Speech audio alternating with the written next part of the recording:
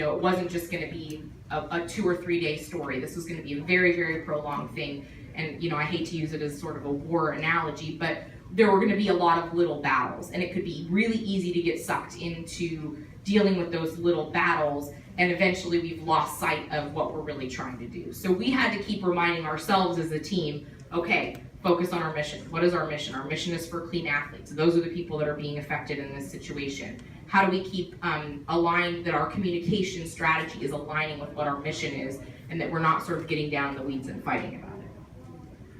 Anticipate, and that was a big part of it, was having the information that we knew we were going to be sending a letter, or we knew some information was going to be getting out, anticipating and being prepared with responses, being prepared with statements, and a variety of different statements depending on what that possible response needed to be. One point of contact. So every single time anything related to this case came into our office, it went through me.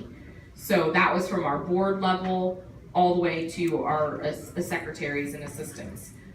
Everybody knew if it was something from the public, or if it was a question about Armstrong or related to the case, send them to Annie, both emails and phone.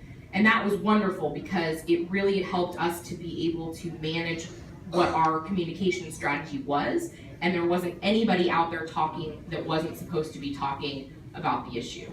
And that, I laugh because one of the funny points of this is I had an Associated Press reporter, didn't like the answer I had given him, emailed our board chairman, Edwin Moses, Olympic great Edwin Moses, our board chairman, emailed Edwin directly.